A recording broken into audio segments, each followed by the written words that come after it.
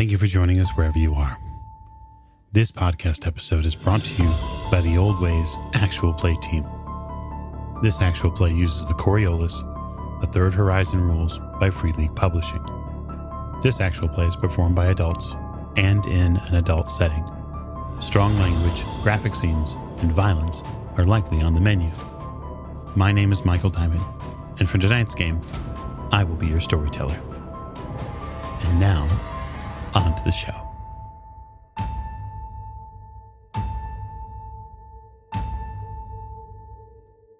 Thank you for joining us again in another episode of the Old Ways podcast. We're here today to play Coriolis, The Third Horizon, a game by Free League Publishing. So I have gathered a group of shipmates, as it were, and we're going to go around and give introductions. First, I would like to reach out and thank all of our patron backers for voting and selecting this game. Hopefully, we have a good time and they enjoy listening to it. So, beginning our crew introductions for our Coriolis game, I will start to my right. Hi, I am Miranda, and today I'm playing Zebo, a ship worker, former smuggler, until I found salvation through the icons. Salvation. Cannot wait. Salvation arrives soon. And to her right. I am Allie, and I am playing Nima, and I am the pilot. You are. You are the pilot of our spacecraft today, specifically the Kraken, which is a exploratory and science vessel. I use science with very hard air quotes. At the end of the table, joining us. Hi, I'm Dave, and I'm playing Ruya Galab. She goes by Rue when it comes to the crew. She is a soldier, and she's the only one around here who knows how to get things done.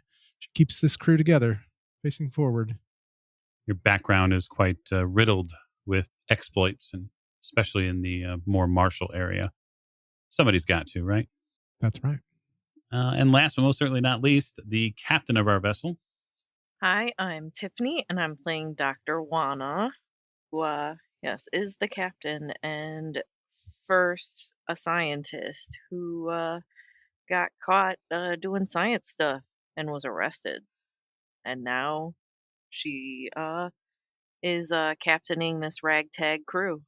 Yeah, I think the nicest thing that anyone could say about Dr. Wana is that she's a scientist and she's pretty good at that sort of thing. And I think that the worst thing they could say is that she's a scientist with a criminal history. And, you know, it gives her a little bit of, say, spacefaring cred amongst some of the factions, as it were. So we are playing today, as I mentioned, Coriolis, which is a game usually described as Arabian Nights in space. It's a very common descriptor for it. I prefer that, but maybe mix in a little bit of, say, Alien, and say maybe mix in a little bit more of Dune, and maybe even Firefly in some cases, right? So those are your thematic touchstones for today's session. So we're going to start and open the curtain specifically on the deck of the Kraken. And so the Kraken, as mentioned before, is a spacefaring vessel, specifically exploration and a little bit of science work. It does a little bit of cargo hauling as well. And in the din that really can only be described as a low-grade hum throughout the vessel, four very different souls with very different views as far as the icons, as far as their own lay in life and on the timeline, have come together and joined up to continue this exploration deeper into the Third Horizon. They've had the ability to brave the dark and the light a few times already. But they've received a very distressing job offer. At least that's what their captain has warned them a bit about already. They're going to a distant planet, one that was only recently located by a space probe. And there seems to be a very urgent call. And even as the day-to-day rigors of living aboard the Kraken have weighed down on them, much like a heavy blanket. Each one of them, for their own reasons, is hoping that this trip brings perhaps some completion, perhaps some solace, perhaps freedom. They all have different and very unique reasons for being aboard at this time. We'll lift our curtain specifically on the bridge, where we see Rue and Nima and Dr. Wana preparing to make their planetary approach. For game purposes, Miranda, your character is in the engine hold at this point, probably just taking a breather from everyone else. Sounds good. So, Nima, one of the first things you notice on sensors as you start planetary approach is that the planet seems fairly vibrant with life. It's not necessarily what we would call Earth compatible, but there is some definite temperate zones, large temperate zones on the planet. And you know you're looking for something, but the captain hasn't said specifically what yet. So you're getting ready to arrive, and you're kind of like every other pilot, right? That hasn't been told the full story. You're wondering, okay, what do we do next? I guess I will look at everyone and tell them, okay, I was told that there is a ship, right? There's a ship down, Mike? Yeah, so your mission details, as limited as you got them from Right. from your employer, are that there was a colony ship here at some point that was going to come and colonize the planet or begin that process. So we're here to investigate what happened to them, right? Right, because the probe found that the ship was there, but it didn't detect any signs of activity. The probe wasn't advanced enough to figure out if there were specific life signs, but it just noticed that the colony ship was there and no additional habitats had been built. Nothing had been started, and it had been months since it arrived.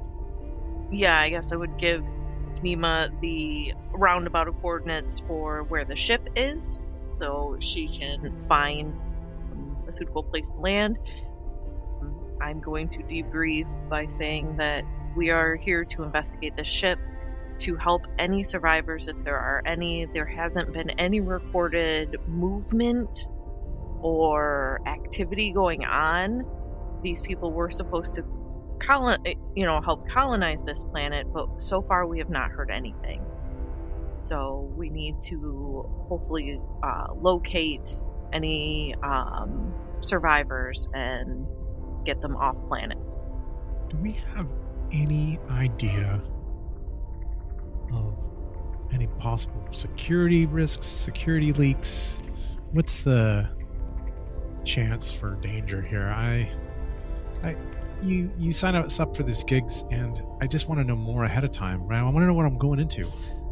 Well, I can only give you what I was given, which isn't much. The probes can only pick up so much. They can't pick up specific life signs, so I am not given any information on how many survivors there are. I am not given if there's any at all. We do know the ship is there. We need to investigate what happened and where they, and locate any survivors. Basically, we're here on a mercy mission to get these people back to where they need to be. And that's all I've been told. Rue rolls her eyes. Yeah, Rue, for you, this is pretty standard fare from Dr. Wana. Dr. Wana's got connections, you know that. She's probably just playing it coy for the moment. She likes to do that. She rolls her eyes again. So, Nima, you have the coordinates. Yeah, I'll go ahead and take the ship to set coordinates and get ready to land. Okay. You make some adjustments with the flight stick, and everyone on board, especially for that matter, Zebos, feels the engines turn and pitch. You can hear the actual whine of some of the internal mechanisms. And for your part, Zebo, you're probably a little concerned with the the amount of tilt that the pilot's using. But you're fairly certain the Kraken will hold together as it dives towards the atmosphere. Yeah, I might even use whatever communication system our ship has to call up to Nima and say something along the lines of, "Hey, can you take it easy? I just got this girl patched back up." Gonna do the very best I can, but you have to keep in mind that the sooner we get down, the less you'll have to fix. Sigh and roger that. There's a very distinct rumbling as you begin breaching the atmosphere of the planet, which is really only accented by the pilot's desire to get into atmospheric space. So I'm not going to require a roll, Nima, just because you've piloted thousands of craft hours. You've had thousands of hours of spacecraft, so it's not so much about that. When you do breach the atmosphere, though, the planet gives a very definitively different visual to you. So this would be especially interesting to you, really to anybody aboard the cockpit, the bridge itself. And that is that these temperate zones that you're seeing from several tens of thousands of feet now extend far wider visually than they did when you were out in space. The amount of what is seemingly plant matter is tremendous. Are the coordinates I was given still clear for the most part? Well, that's the sticky part of this, right? So the difficult part of this is you have the coordinates of the colony ship. You can't see it from this far up. But if what appears to be true, it might be a fairly tight landing. You're really going to have to angle and get the ship prepared for possibly you wouldn't say bumpy, that's the wrong word, a forced landing through the vegetation.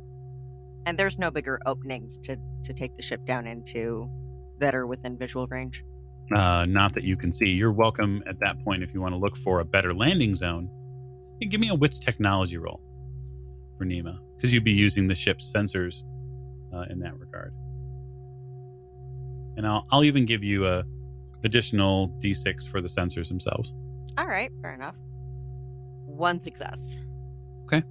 Yeah, so you're pretty confident that you can get it down in there. You're just really going to have to, well, people are probably going to have to put on landing assisted buckles. You're going to have to strap in because it's not just possibly going to be bumpy. It is. All right, everybody, strap in. We're going to be taking a hard landing. There's not going to be anything gentle about this one. That's the opposite of what I wanted to hear. Just try to keep her in one piece. I will take my seat and buckle up.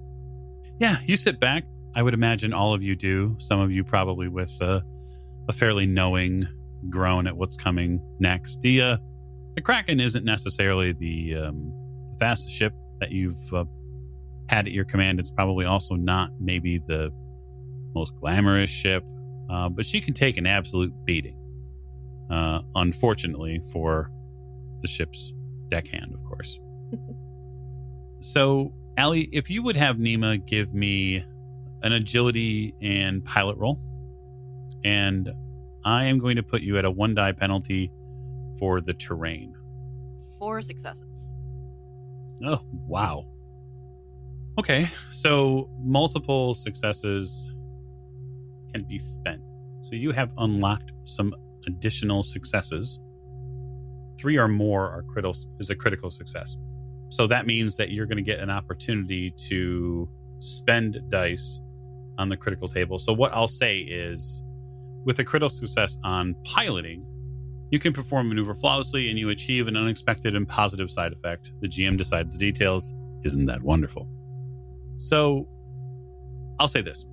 Those of you on the bridge watch the craft do something that you wish it didn't.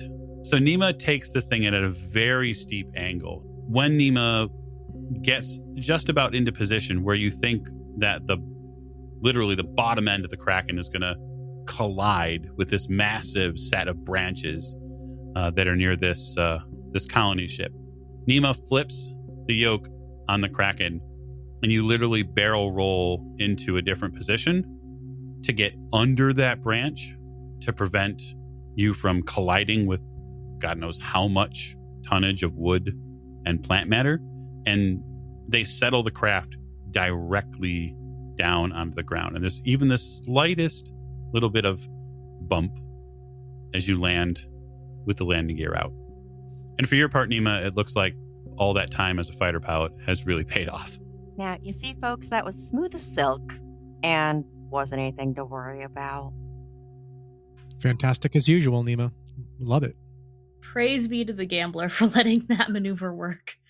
You've arrived on planet, Dr. Wana. All right, then. Is everybody ready to collect their things? Let's get to this ship. Rue's already out. What? I thought that you said this was a ship. Is it landed on here? Yeah, so from the main viewer, Rue, you'd have the ability to see that this colony ship was landed. Now, that causes your mind to do a couple of things, right? First of all, this colony ship likely should still be in orbit. It shouldn't be on the planet. Exactly. So that is a red flag immediately for from your own spacefaring history and, quite frankly, your time in the military. You don't know why it's landed on planet. It would be very difficult to serve its purpose if it's on the planet. 2, it doesn't look like it landed in a proper positioning either. You don't see any landing struts. You don't see any of the framework that something this size, this colony ship is more of a seed ship in the sense that it's a smaller one, right? So it's probably 5 to maybe 6 times larger than the Kraken. So it's got some heft to it, but it would need all of the, for lack of a better word, all of the framework and accoutrement to land stably on a planet like this, because the weight of this ship alone it doesn't have landing gear to properly hold it. That's not what it's meant to do. So that's a red flag out of the gate. Rue is already strapping in, locking and loaded. Yeah, you can't get away from that Legionnaire mentality in that regard. You know something is going on here. Yeah, Zebo's going to put together kind of an away bag of whatever tools are most likely going to be needed to if this ship needs to be patched up so that we can use it or so we can get information or people off of it, then I'll bring some basic tools. Okay, sure. And Dr. Warner, for your part? I'm grabbing my gear, and I'll be headed first to the ship. Before you leave the ship, does anyone here want to spend a moment in prayer to their icon? And if they do, what would you be praying for? Zebo is pretty devout, so he definitely would have spent some time praying to the gambler for luck and prosperity on our mission, that we can accomplish it and that we'll meet our goals. Yeah, the doctor would spend time with the dancer to pray for quick and harmless mission. Basically, get in, get what you need, get out.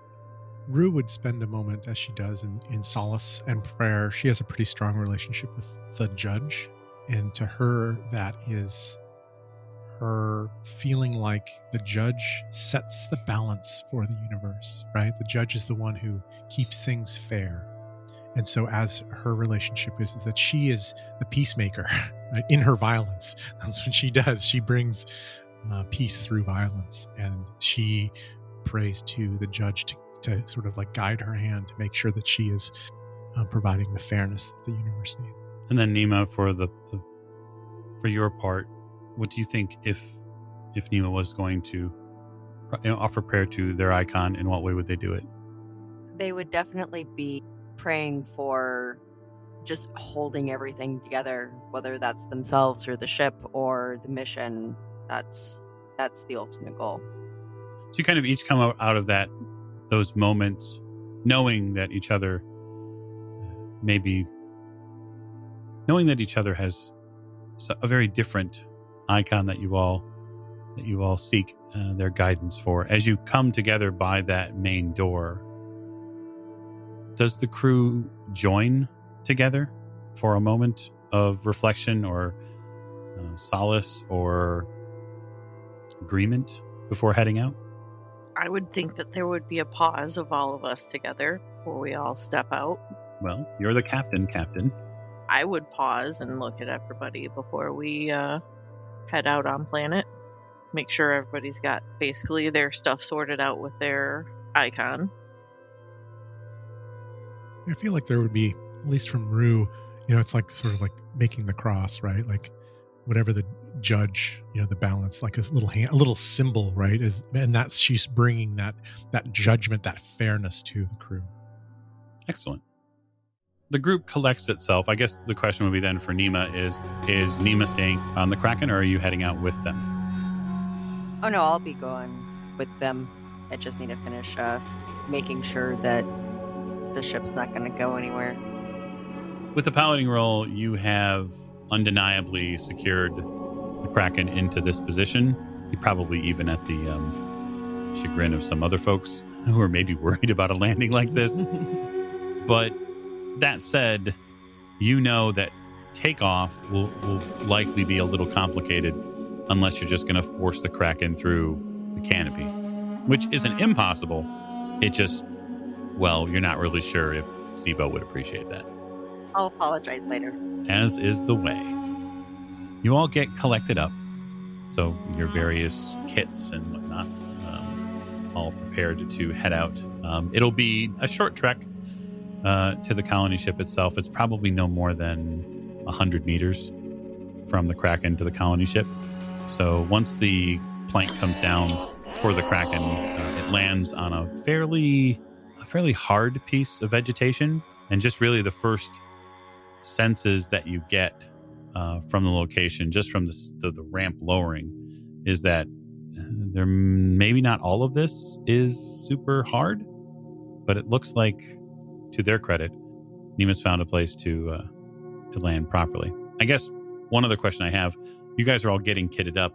Is anyone wearing breathing masks? Is anybody wearing full enviro suits? Like, what preparations are you taking? So, Oh yeah, I'll be wearing my the exoskeleton. What she's got. The exoshell. What's Yeah. the atmosphere like here? just getting a read on it as far as the ship sensors go, because there's a readout panel directly at the exiting ramp for the Kraken, so you can read the relative pressures and temperatures. It seems fairly carbon life form friendly. You don't have at least any visual cue from the surface that anything here would be considered immediately dangerous. But you, as a soldier, would know that sensors maybe don't always tell the full tale. So you might personally be at least willing to put on some sort of breathing mask to make sure that you have a separate direct supply of oxygen for heading out. That might be something that Rue would say, yeah, sensors say we're fine, but I'm taking the extra precaution. I was just thinking, because I mean, we're on a planet that we're not familiar with, and we have no idea what happened to the crew. I know I have what I need to do, but at the same time, I need to survive it. So Sure. I mean, you just have exoshell on her sheet. So Yep. I mean, if there's basically like a bulletproof vest or something, basically, she would maybe grab that instead. Sure. Yeah, I would say that she absolutely, given that it's her vessel, she has access to something that is a little bit more form-fitting and a little less power armor required Right. than the exosuit. So yeah, absolutely. I mean, she'd probably prefer that anyways because it's more agile. Yeah, and I would say that that's true basically across the board, right? So something that is a little bit less than, something like a light armor, probably a lot like what Rue has, maybe a little less, maybe slightly less protective, just because given Rue's role with the crew, they're going to want to protect themselves probably a little bit better, just knowing that they're going to be in direct combat. And remember, an exosuit is for more of it has a specific purpose, right? It's not a bunch of power armor to walk. It's literally to help you excavate and move things around. Mm-hmm. Okay. It's bulky. Right. But yeah, you'd all have access to that as necessary. Then that's definitely what I would be going with as well, just because I'm sure I've crashed enough fighter jets on various planets to know that an extra Oxygen supply is probably wise. Yeah, just don't talk about it. Just don't tell people about the number of planes who've crashed. It's fine. So you all get suited up. The ramp lowers. Are we going to go with the idea that people are wearing breathing masks, or are we going to who's going to trust the ship sensors and who isn't? That's my question. Well, I don't know. We had to take kind of a hard landing. But also I'm in charge of repairing the ship, so I feel like if anyone trusts it, I should. But I don't trust this planet, or its flora or its fauna. So Zebo will probably be in the exo shell. I will probably see once we open the doors if I can test the air before I decide whether or not the quality is good. Yeah, absolutely. So that's totally something within your purview with your tools. So if you want to use the sensor pad directly next to the ramp down to get a more direct look at the overall makeup of the planet's atmosphere, and you have your own scanners and whatnot. So if you want to make a specific roll for it, then absolutely, it's probably going to be with science, and then an additional die for your piece of equipment. Okay. Ooh, there we go. So 1. Yep, and 1 is all you need. So there is a really high concentration in comparison on this planet of nitrogen, a little bit more than you were first expecting. It is a pretty heavy populated plant atmosphere, and so maybe that's the cause of it. But as far as its concern towards life, you don't think it'll be an issue. You wouldn't not wear a mask. You would if you feel it's necessary, but it doesn't look like sensor wise it's completely necessary. Yeah, I'll probably just keep the mask on me for emergency purposes, but probably then not wear it, because if it's not necessary, then why waste the oxygen when we could use it in a pinch if we need to? Sure. Okay. So gangplank's down. Who's out first? Oh, Rue, of course. She's not going to wear her kit, her exo shell. She's just be wearing her light armor with her oxygen mask, and she just establish a perimeter very quickly. Okay. Yeah, you step out first, Rue, onto this vegetative floor. It's pretty thick, and just in the 5 to maybe 10 meter range, visually up to about, I'd say probably up to about 4 or 5 meters in height. It's fairly thick vegetation. The growth here is pretty strong. Beyond that, when you get into some of the larger structures, which are probably about 20 to 25 meters out, the actual what you would deem as trees or large growth plant life, it's even thicker. It's a minefield of vegetation. Although, so far, you haven't seen any larger life forms, avian, mammalian, nothing yet. And what's the sounds like? Is it filled with the sounds and screams of creatures, or is it quiet? It's in the immediate area right now. It's mostly the buzz of insects. There are a few what you think are bird calls, but they're fairly far off. You see echoes of them. There's not a lot of rustling in the vegetation either. So, I mean, I would say direct animal rustling, right? So the vegetation moves back and forth. These long bladed flowers and wide petals vine up until they reach the larger trees themselves, and all sorts of colors. So whether it be pink or yellow or green, there's some very pretty emerald tipped flowers here that kind of trace themselves along the vegetative floor, almost in a webbed pattern. Looks clear to me. Thank you. And let's move in towards the ship. See if we can get in. You guys move closer to the ship. As you do so, what I would like you all to do is give me a fairly rudimentary perception roll. So that will be your wits and observation. Rue is totally distracted by... She's got a bad feeling about it, but she's not on point, and is just not feeling it, so she did not succeed. I got 1. Okay. I got 0. Okay. successes. I also got one. Fantastic. So, Doctor and Nima, as you're approaching the ship, and keep in mind that the entire group is fairly well distracted by being on a completely new planet. And whether you're a Legionnaire or just somebody that fixes ships, you're probably on the lookout for anything that might be just kind of waiting to eat whatever has arrived from off-world. But for the two of you specifically, the one thing you notice as you're approaching this colony ship is that there are a fairly large set of vehicular tracks that lead away from it at one point, and they lead due east. And they're thick, like I wouldn't say tank treads per se, but it's fairly close to that sort of marking, right? It's likely some sort of ground vehicle that's made for basically whatever terrain it lands on. Now, would we know that that vehicle was like a vehicle like that was on the ship?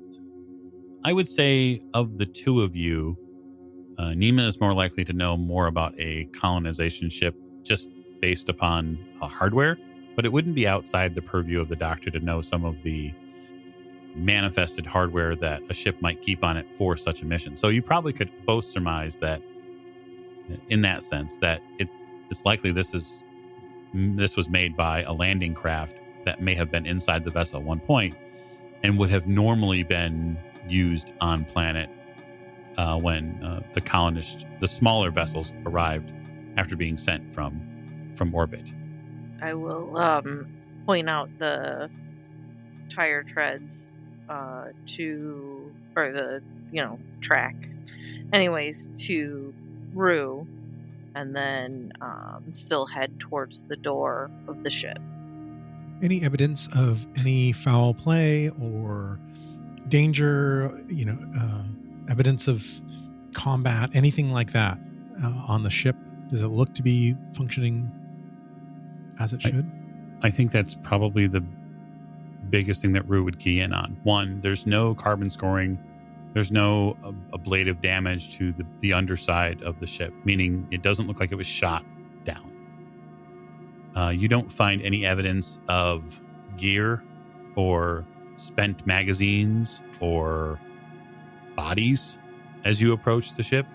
You also, and this would probably be something that Ziva would pick out first, would be the colony ship is cold. It's dead quiet. The engines aren't running in any shape or form. The auxiliary batteries are not running in the back, and they should be. And so there's no hum, even an electrical hum from the ship, and that is off-putting.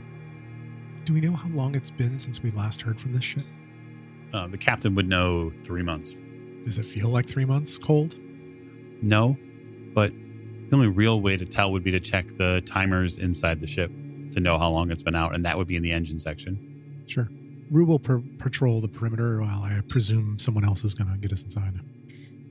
Yes, I'm going to attempt to get us inside. Okay. So, Dr. Wana, I guess the question would be is, if you're searching around the ship for an entry path, the closest entry path is going to be the manned cargo area.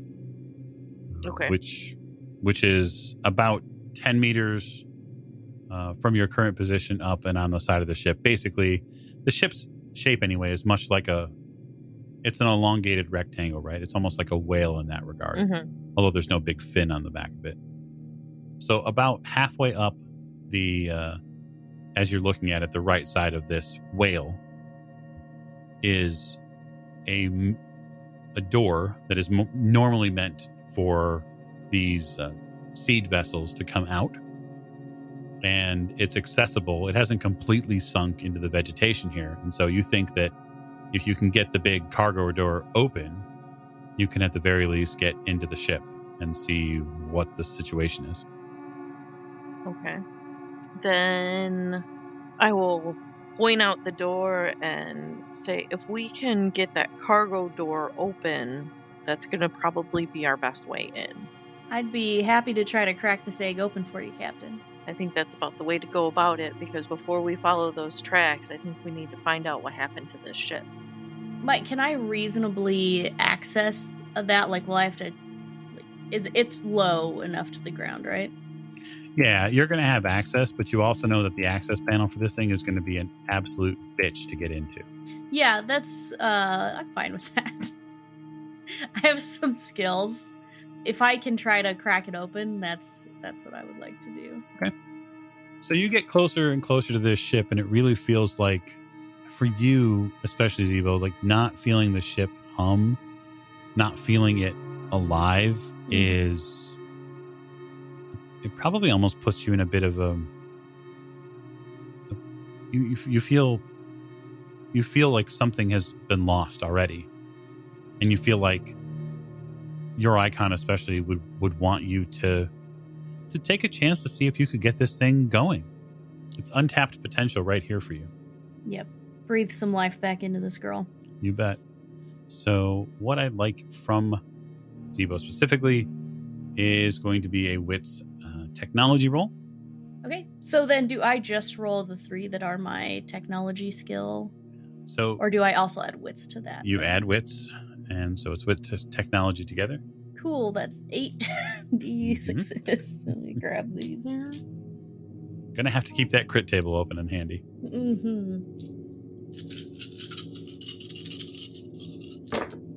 So I would like to pray to the gambler because I rolled 0 6s. It's harder than it looks. It really is. Even though I saw the table with the probability of you rolling a 6, and 8 seemed very high, but it's not high enough. So I would like to pray to the gambler.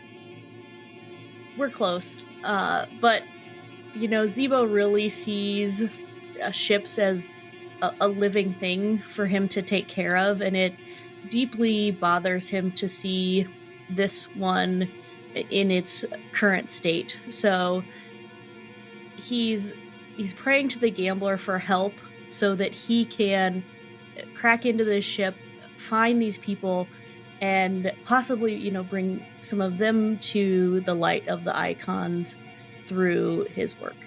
Understood. So since you are going to be re-rolling and you have prepared beforehand leaving the ship, I will offer you an additional die from the gambler to you in hopes that you're a little bit luckier this time. Okay. Here we go. Okay, well, I still haven't rolled that gambler die yet because I didn't have enough D6s, so we'll see how that one goes. Okay, so I didn't roll any 6s again. And Zebo's really about to have a crisis of faith. Deeply bothered by this. So you work hard to get the panel off of the cargo access area. And you stare at technology that you've seen countless times. And you know that if you move these 3 wires here and you use your tools to properly access the machine, that you should be able to force open it based upon an emergency. You try that 3 times and it won't give. And so you stop for a moment and you beseech the gambler for just a little bit of luck to get this thing open. And for whatever reason, they don't answer. Yes, this is a very... I don't know if disheartening is the word as much as almost terrifying, because the gambler was my savior. Mm-hmm. I was saved from a life of scavenging. So I'm not... This must be a test. This has to be a test. Your pad beeps, and you see that the automatic lockdown on the cargo hold has been put into place. From your fumbling, it's been made harder to get into. Mm-hmm. I think the term is you break it, you buy it. Yeah. Cap, I don't know if this is the way that we're going to get in. I'm not entirely sure what's going on, but I can't get this open. Do you have a better suggestion of the best way to get in? I don't know, is there a window we could break or something? No. So there is, and you would know this given your familiarity with ships. You know that if you go directly to the back of the ship near the engines, that there is another way to get in. It is not the way that you want to enter the ship, because it is essentially a solid mass porthole. It's what the ship uses to eject matter that it doesn't use. Yes. Yes, we can go in through the back door. It's not as nice as the front door, but I think we can get in through the porthole back there. Well, if you think it's easier, let's go that way. The nice part for you, Zio, is that they don't normally keep lockdown procedures on that because it has to be used to eject things. But you don't know after 3 months if that's going to be the greatest thing to use. No. But it is a way in. Yeah. Yep. Okay. So you walk the not so far distance back towards the ship, and then you begin to move right around the back of these massive engines, and you locate that entry point. So I'll just give you a very similar technology roll. Okay. Is that to get it open? It is to get it open. You will need a little finessing to get the back door open. Okay, because I was gonna suggest that Rue go first, not just to clean it out. I'm not gonna say that, but also in case something's inside. Okay, so now I got 2 6s. Wonderful. So this hole seems to be far easier to get into than the larger one, and with a few preparatory, workings by your tools, it opens, and lots of stuff comes out. Hey, Rue, you want to go in first in case there's something dangerous on the other side? She kind of looks sideways at you. Just the thought, since you're, our muscle.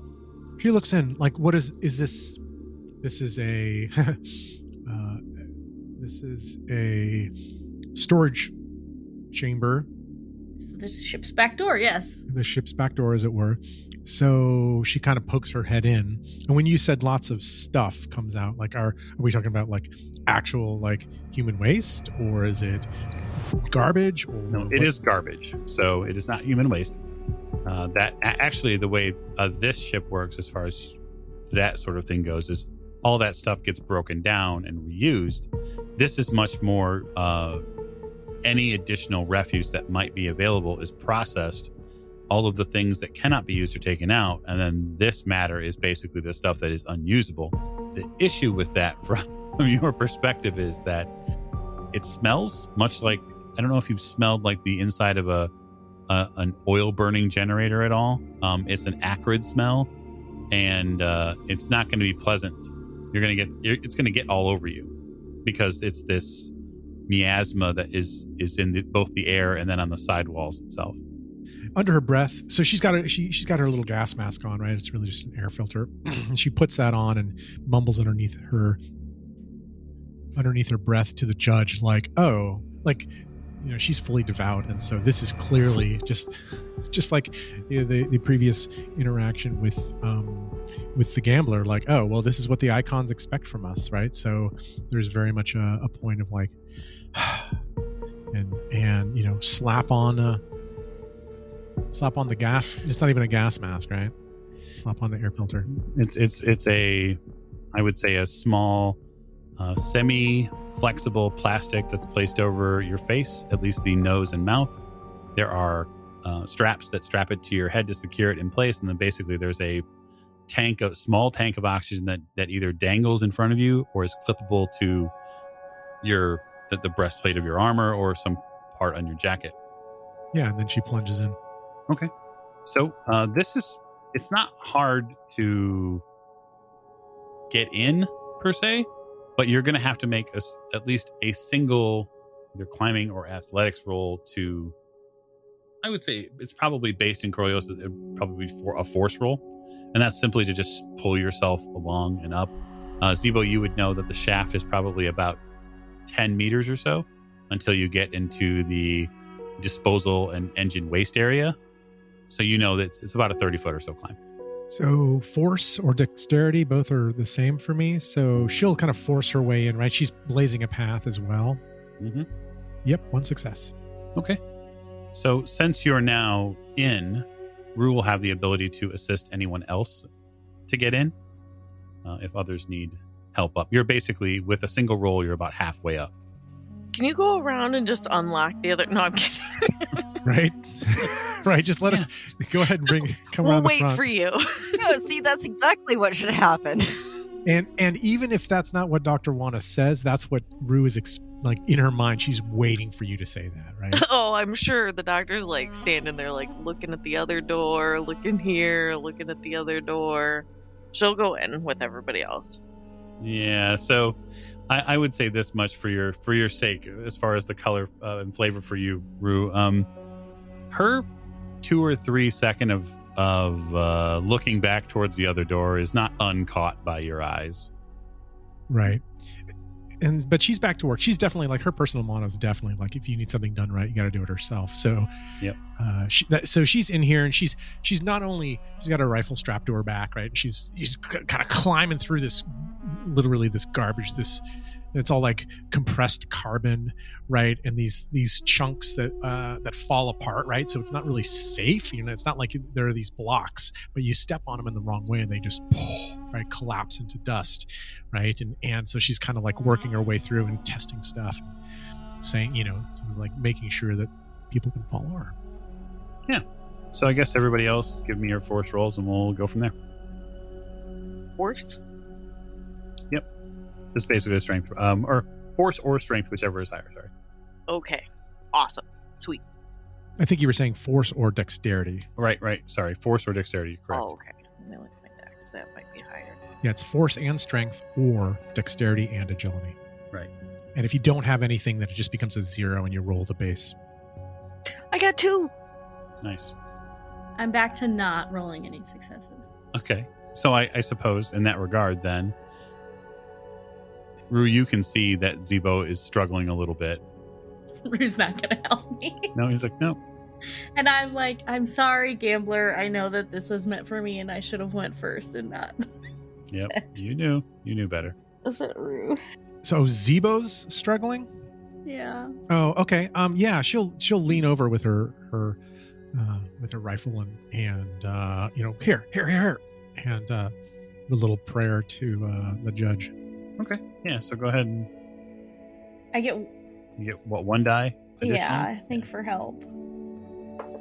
That did not do the trick. Okay. So we won't belabor this point too much. So what I'll say, right? Let me get to you two in a second. Allie, for Nima's part, what's their outcome?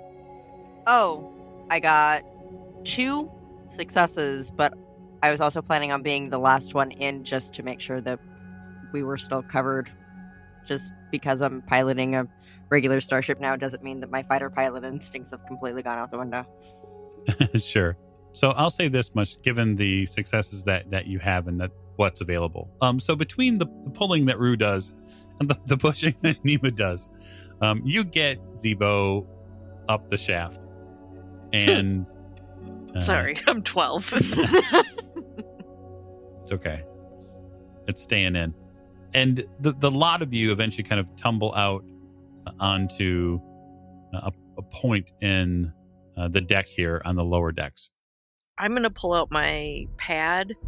I would assume I would have like some kind of display that would basically give me the general layout of the ship. Yep.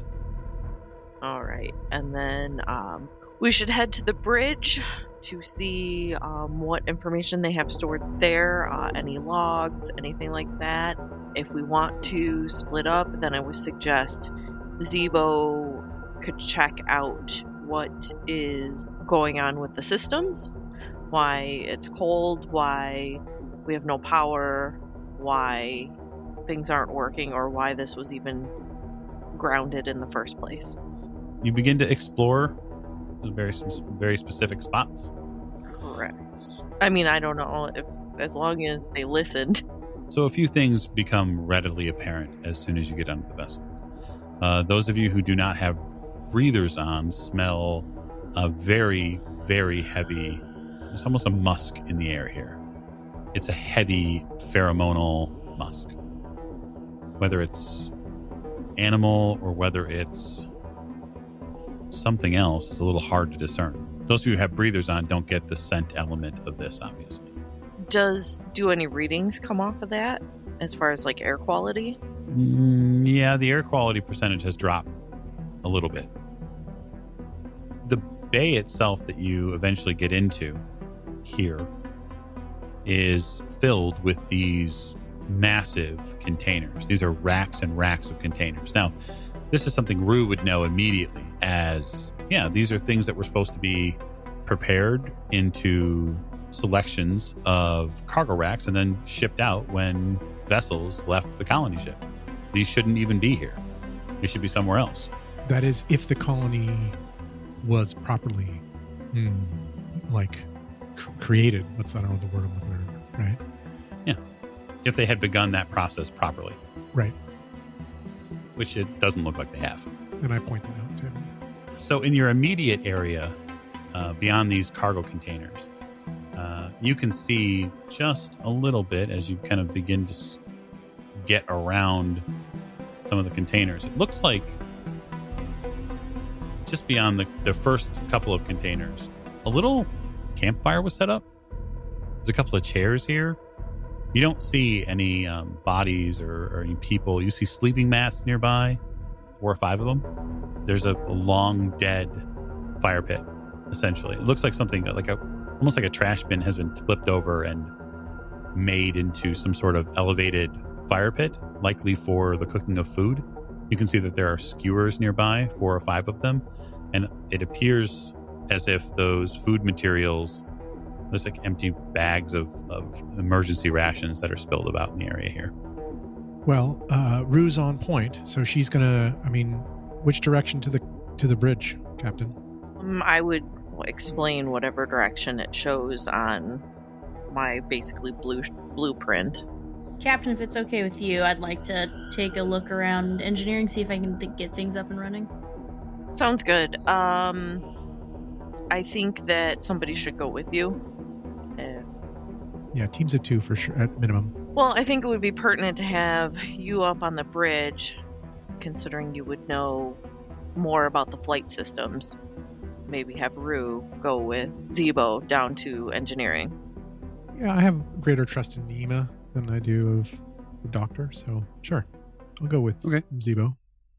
Rue and Zebo would know that engineering, the controls for it are going to be fairly close by, especially with this type of vessel. Mm-hmm. They're probably just in the middle of the cargo space where main engineering kind of sits and rests, because it has to have such close control over both the engines and then the what are in effect cargo dispensers. These big, almost semi-trailer sized pods that are around you, they have to be picked up by exosuits, put into position, and fired out of the cargo bay, which will be about probably about 25 meters north of you. Which direction to the engine room? I think we're in it.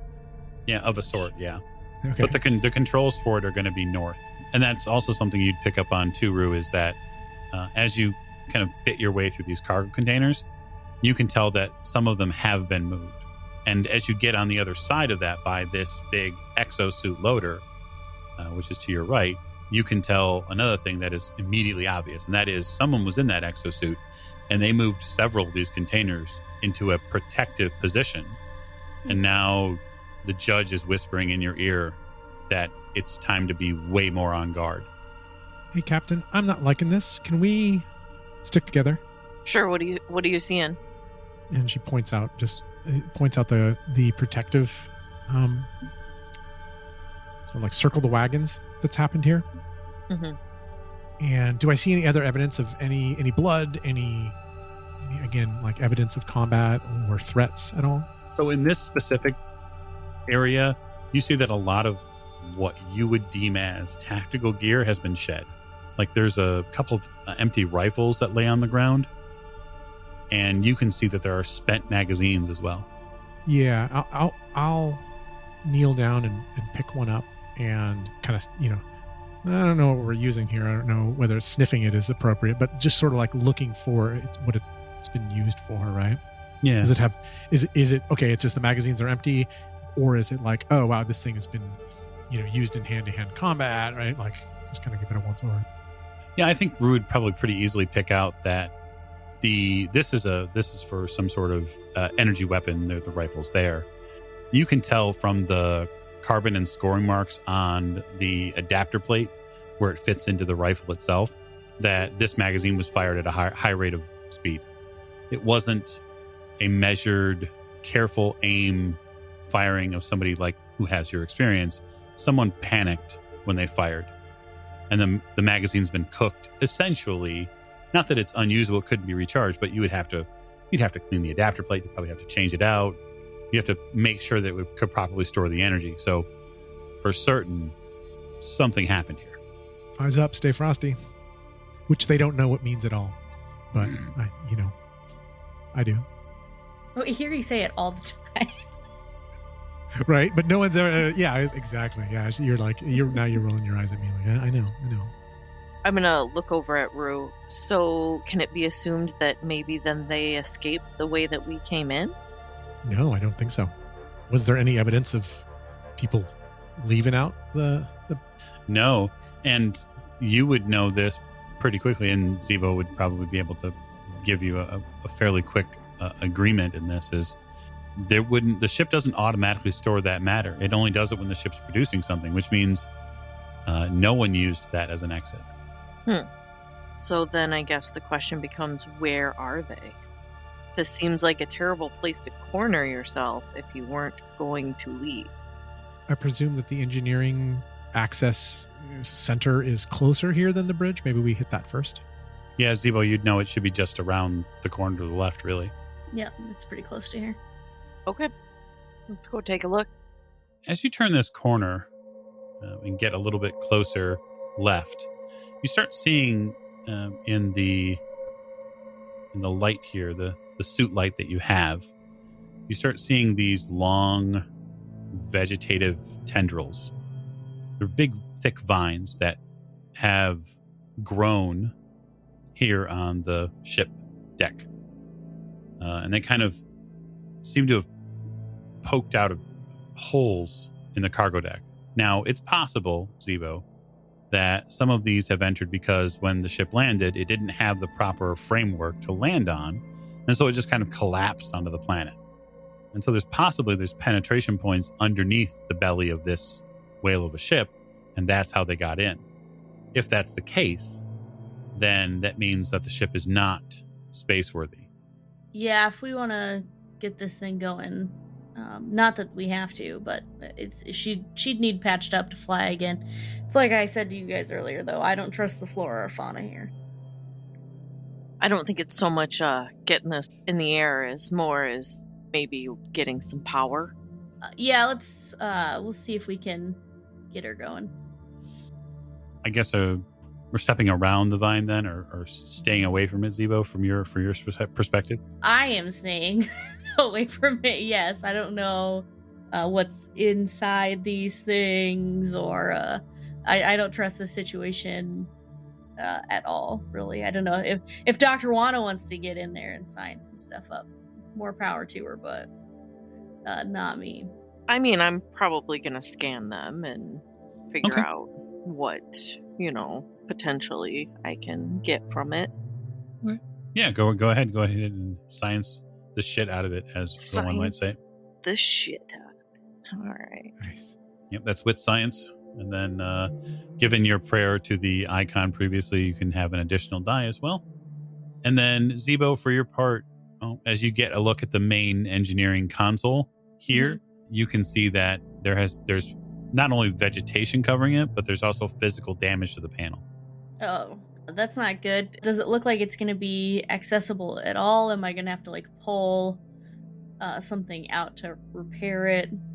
Yeah, likely it will need to be repaired, the panel at least, just so you can get the proper visual. You're going to have to at least clean and pick some of the vegetation from it so you can get to the actual input device, the keyboards themselves. And then, you're going to have to kind of do a little bit of a fixer-upper job. You might even have to take pieces from other parts of the console to get this to properly function. Yeah, I'll probably get to work on it. I don't know if I'd touch the vines because I don't trust things. So I might just use my tools to kind of move them away without touching them. Sure. I don't like this at all, and I don't know if the gambler is with me today or not, so yes. I don't know how much to test my luck. Okay, so I see that the doctor has made a science roll. 1 success. Okay. Yeah, I mean, this is plant-based vegetation. It's a little bit concerning, I guess, of how robust it is, just given in a few months that it's had to grow. Mm-hmm. Where does it seem where it's growing out of? I'm sorry if you covered that. But... No, not at all. So Dr. Wana can kind of continue the vine back if she wants. It seems to lead back deeper in between these cargo bins, these long kind of semi-trailer sized cargo bins that are stacked up. Okay, but like I can't see any like dirt or waste or anything that this would grow out of. Nope. Interesting. Okay. And then what is Nima doing during this time? So, yeah, let's go ahead and go. I'm going to go ahead and go north down this unexplored hallway yet and Okay. see what I can find. Zebo and Rue are kind of, one is looking at the panel, and I imagine Rue is still kind of overwatched to make sure that nothing seeps out of this darkness at them directly. Yes. The main cargo area seems to be in shambles. The containers, large and small, are scattered about this deck. There's no visible power points available, meaning other than the lights that your equipment emit, everything else is dark. So you're using basically hand lights or lights attached to your suit to keep yourselves aware of a visual of what's going on. For your part, Nima, as you look around, there's a small collection of these vines as you kind of search out a little bit further, and you see your first sign of actual life, and that is a very small, maybe no more than 6 or 7 inch long lizard that appears at the end of one of these vines. It's got a long nose and bulbous kind of green head, probably no bigger than your thumb wide, but it kind of licks the air and then scampers back up one of the vines it's attached to. But it is the first sign of actual life you've seen. Those definitely shouldn't be in here because that would mean that there's more going on with the ship than we're aware of. There shouldn't be extra life forms in this. And then as far as the instrumentation panel goes, if Zebo, if you'd like to make another roll and just hope the gambler is with you today. Yes, I will. Is that going to be technology and wits again? Or... It would be, yes.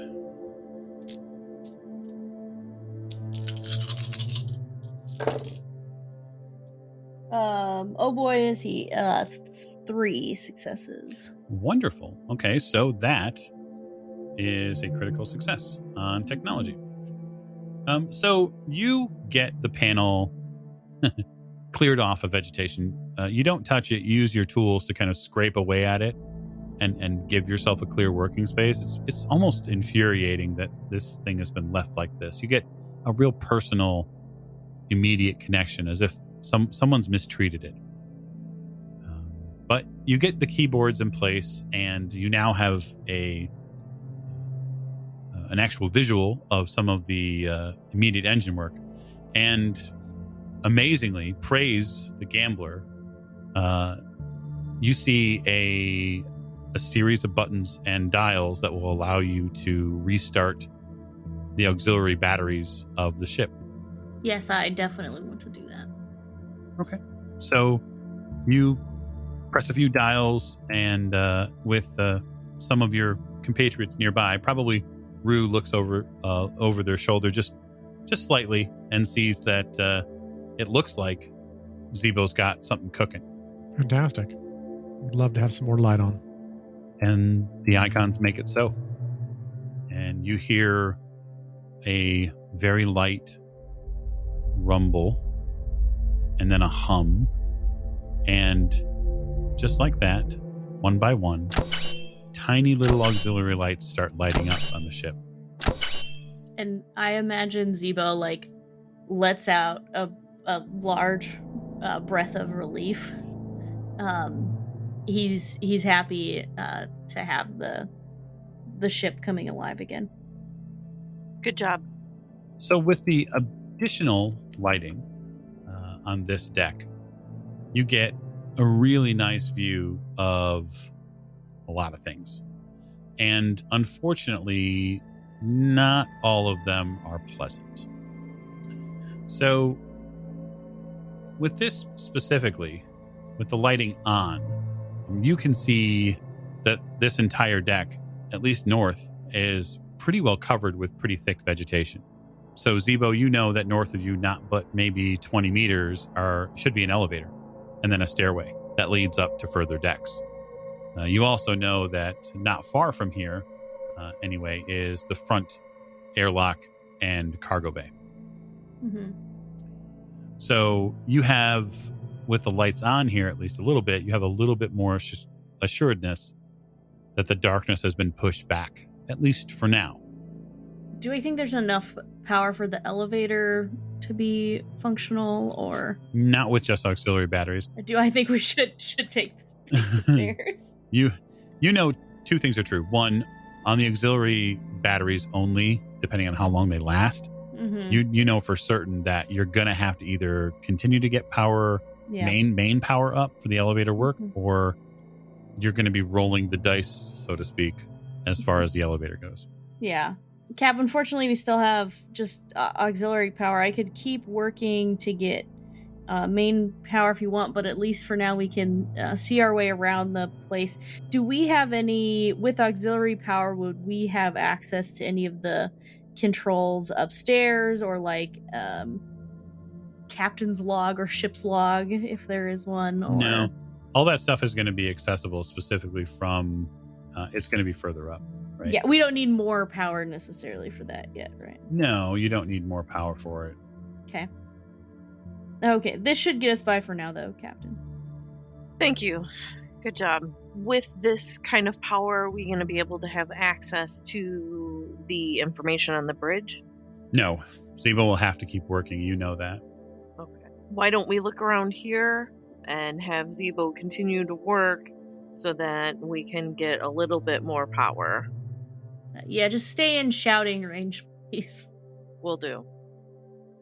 Okay, so the Rue and Wana, then you're heading towards the front cargo area. Are you going to go what you believe is right, which for Rue you would know is likely an equipment area, like a locker, a series of lockers and equipment, or left, which, while is heavier with vegetation, leads towards the ladder and the elevator?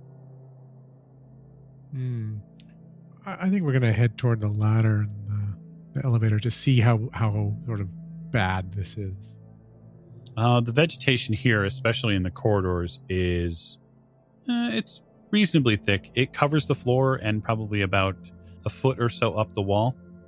It also ties in with some of the other vines that are in this area too. There's quite a considerable amount of darkness here, just based off the plant life. So all the flowers in this area specifically are purples and even darker shades of that, and then maybe some dark reds. You begin to see patterns, Dr. Wana, in the corners here. The corner colors seem to be a lot darker. The vine colors the flowers that are on those vines seem to be a lot lighter in color the further out they are from the corners. Do these plants respond? I kick one. Does it respond in any way to my kicking it? No, it doesn't seem to. Well, then, yeah, we'll try to pry our way through this door and see if we can. I mean, we're trying to get up to the bridge. Although we just noticed we're waiting for more power to come on to get to the bridge, right? Right. Mm-hmm. Well, then maybe I kind of look back. Let's go the other way and come back around. Let's see what's over here. Just scoping out the rest of the floor. And come back the other way. Okay. So if the two of you head back the other way, you find a locked airlock door. It's not an airlock, sorry. It's a locked door outside an equipment closet. And you're fairly certain that Zebo could probably just open it, given their controls over the ship at this point. I whistle loudly. It's one of my special talents. I guess I have a rebreather on, so I can't quite whistle. You whistle into the rebreather. It's a little strange. It's a muffle. Yeah. Hey, can you get this door open? Yeah, maybe. Absolutely. So it's not any more than just going to a different submenu and tapping on the reactive display that the screen offers, and then for those of you in front of the door, you can hear the hiss begin of the hydraulic release. You also know this, as you release this, Zebo, you know that it might be a little hard to close that door after it's open because you're basically releasing the hydraulics from their closed position. You'll need main power to shut the door. All right. Well, I can get it open, but I can't get it back closed for you guys. So. Famous last words. It hisses open, and there is a emergency light lit equipment room. It looks like a lot of the equipment here has been gone through. You immediately see that basically every rifle and pistol weapon that were stored here at one point, Rue, is gone. That's not good, considering that they never actually sort of got the colony kit out of here. She kind of looks over her shoulder at the at the doctor, like squint eyes, right? Like, what are we doing here? But she doesn't say anything, right? It's just one of those looks. I'm gonna pretend like I didn't see it and just keep looking. I'm trying to look for evidence of what harmed these people. I have not seen any blood. I have not seen any. I've just seen weapons gone, empty shells, correct, and then containers set up in a defensive position. Mm-hmm. Yeah. And the equipment room, unfortunately, doesn't offer you any other clues. The food stocks here have been depleted. The weaponry is missing. And it does look like at one point there might have been a small fire in here. The right-hand side of the inside door has been scorched pretty heavily. Could be rifle fire. It could be plasma. Some type of... It's been burned for sure. Would it be that corner like where vegetation would have also taken over? If you get down real close, as you kind of inspect this door, Doctor, you do see that there are bits of vegetation that once grew here. But has been burned. Not correct. Something's not adding up. So all this vegetation grew from 3 months, as far as I can tell, correct? Yes, and it's an Or exponential growth. Okay. And that's the concern. The concern is that it's an exponential growth. So whatever life form is here, whatever plant life itself is growing far more. It's almost as if it's in an incubator. That makes me worry about our own ship. Okay. Zebo, are you going to continue to try to get this ship's heartbeat back up? I sure am. Okay. So what I want you to do is I want you to give me another technology roll specifically, but I'm going to put you at a 2 dice penalty for the difficulty of getting, we'll say, main batteries online. You basically need the main batteries online before you can start the engines. Okay, and I'm still adding my wits to this? You are. Okay. 3 successes. Excellent. That is a critical success. So again, somehow, fate, perhaps the gambler is shining on you again. You work the pads enough to get the main batteries back online. And so now, for everybody, the ship brightens up probably 5 times as much as it was. So your lights are not, hand lights are not necessary at this point on this deck, and you can see everything. And now you get a real totality of the vegetation that's here, and it's even more than you'd seen with your lights. And at this point, one by one, you start seeing each of these vines and each of these corridors where this vegetation has grown, more and more flowers begin to bloom. Like in front of our eyes? Yeah, right in front of your eyes. Oh, shut it down. Shut it down. That is where I'm going to leave this episode. So thank you so much for listening along with our first playthrough of Coriolis. We will be back in the future with the outcome for the crew of the Kraken.